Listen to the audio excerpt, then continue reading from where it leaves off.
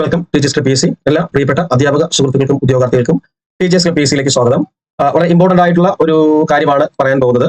നിങ്ങൾക്ക് എല്ലാവർക്കും അറിയാം, നമ്മുടെ EMRS ഏകലവ്യ മോഡൽ രജിസ്ട്രേഷൻ സ്കൂളിൽ വിളിച്ചിരിക്കുന്നു. നിങ്ങൾ എല്ലാവരും പലരും അപ്ലൈ ചെയ്തിരിക്കുന്നു, ക്ലാസ്സിൽ ജോയിൻ ചെയ്തിട്ടുണ്ട്, പഠിച്ചു തുടങ്ങിയിട്ടുണ്ട്, പല കാര്യങ്ങളും ചെയ്തിട്ടുണ്ട്. അപ്പോൾ ഒരുപാട് പേര് ഈ അപ്ലൈ ചെയ്യുന്ന സമയത്ത് തന്നെ പല സംശയങ്ങളും ചോദിക്കാറുണ്ട്. അതിൽ വന്നിരിക്കുന്ന ഒരു മെയിൻ ആയിട്ടുള്ള സംശയമാണ് നമ്മുടെ ഈ കാറ്റഗറിയിലൊക്കെ പെട്ടവർ, EWS കാറ്റഗറിയിൽ പെട്ടവർ, അതുപോലെ തന്നെ OBC നോൺ ക്രിമിലിയർ NCL കാറ്റഗറിയിൽ പെട്ടവർ, PWBD എന്ന് പറയുന്ന ദിവ്യാംഗനർ, SC/ST കമ്മ്യൂണിറ്റിയിൽ പെട്ടവർ, അല്ലെ?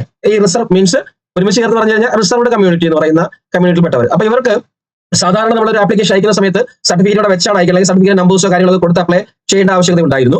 ഓക്കെ, ബട്ട് ഇതിൽ EMRS അപ്ലൈ ചെയ്യുമ്പോൾ നമുക്ക് സൈറ്റിൽ അപ്ഡേറ്റ് ചെയ്യേണ്ടി വരുന്ന, അപ്ലോഡ് ചെയ്യേണ്ടി വരുന്ന രണ്ട് ഡോക്യുമെന്റ്സ് നമ്മുടെ ഫോട്ടോയും അതുപോലെ തന്നെ നമ്മുടെ സിഗ്നേച്ചറുമാണ്.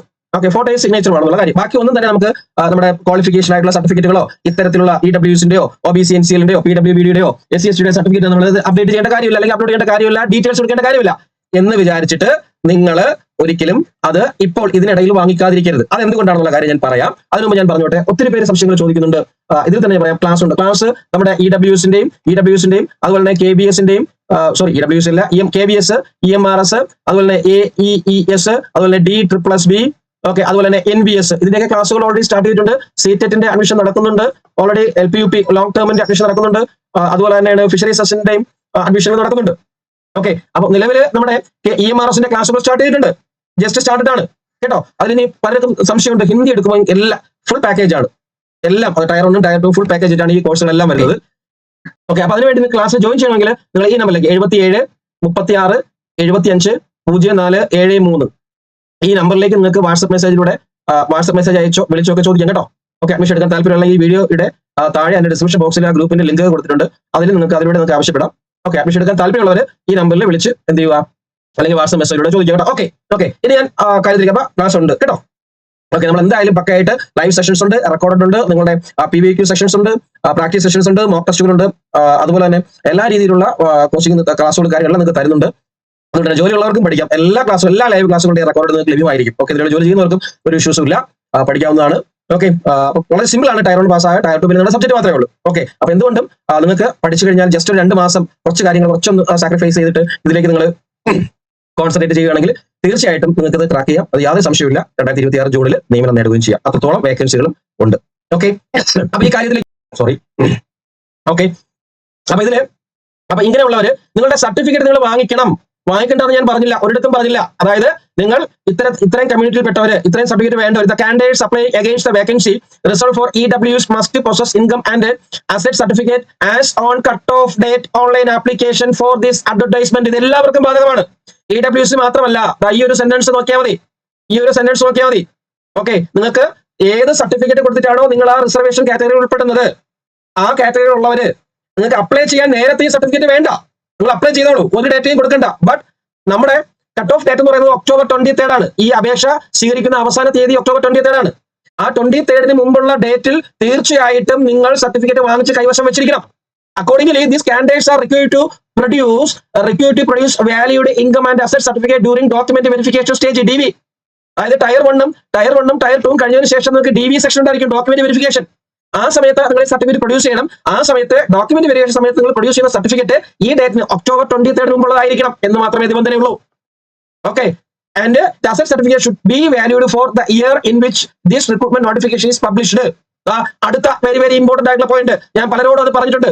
Valued for the year in which this recruitment notification is published. മനസ്സിലായില്ലേ?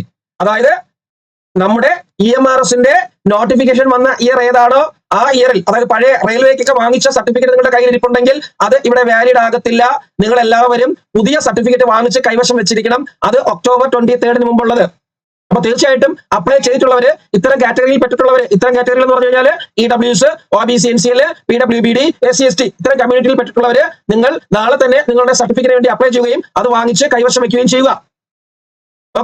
ഓക്കെ, അല്ലെങ്കിൽ in case non compliances of the stipulations their claim for reserved status under EWS shall not be entertained and the candidature of such candidates if fulfilling all the eligibility conditions for general. സാധാരണ അങ്ങനെയാണല്ലോ, നിങ്ങൾ certificate ഈ പറഞ്ഞ മാനദണ്ഡങ്ങൾക്ക് അനുസൃതമായി certificate വാങ്ങിച്ചു കൊടുത്തില്ലെങ്കിൽ, നിങ്ങളുടെ കയ്യിൽ ഇല്ലെങ്കിൽ തീർച്ചയായിട്ടും നിങ്ങൾ ജനറൽ കാറ്റഗറിയിലേക്ക് മാറും. ഇതിന്റെ സാക്ഷ്യ രൂപം ഒന്നുകൂടി പറഞ്ഞുതരാം, ശ്രദ്ധിച്ച് കേട്ടോളൂ. നിങ്ങൾ ഒക്ടോബർ 23 ആണ് നമ്മുടെ ഈ ആപ്ലിക്കേഷൻ അയക്കാനുള്ള ലാസ്റ്റ് ഡേറ്റ്. ഒക്ടോബർ 23 ആണ്. നിങ്ങൾ ഈ ആപ്ലിക്കേഷൻ അയക്കുന്നതിന് വേണ്ടിയിട്ട് നിങ്ങൾക്ക് സർട്ടിഫിക്കറ്റ് ഒന്നും വേണ്ട. EWSന്റെയോ NCLോ PWBDയോ SCSTയോ സർട്ടിഫിക്കറ്റ് ഒന്നും വേണ്ട. നിങ്ങൾ അയച്ചോളൂ.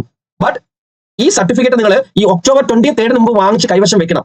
പഴയ സർട്ടിഫിക്കറ്റ് ഉപയോഗിക്കാൻ പറ്റത്തില്ല. ഈ നോട്ടിഫിക്കേഷൻ വന്ന ഇയറിലെ ഈ സർട്ടിഫിക്കറ്റ് മാത്രമേ നിങ്ങൾക്ക് ഉപയോഗിക്കാൻ 2025 സർട്ടിഫിക്കറ്റ് മാത്രമേ നിങ്ങൾക്ക് ഉപയോഗിക്കാൻ പറ്റൂ. അത് ഒക്ടോബർ 23 എന്ന് പറയുന്ന ഡേറ്റിന് മുന്നേ വന്നിട്ടുള്ള സർട്ടിഫിക്കറ്റ് ആയിരിക്കണം. മനസ്സിലായോ? അതുകൊണ്ട് സർട്ടിഫിക്കറ്റ് ഇതുവരെ വാങ്ങിയിട്ടില്ലാത്തവർ നാളെ തന്നെ ആപ്ലിക്കേഷൻ കൊടുക്കുക. തീർച്ചയായിട്ടും നാളെ തന്നെ കൊടുക്കുക കേട്ടോ.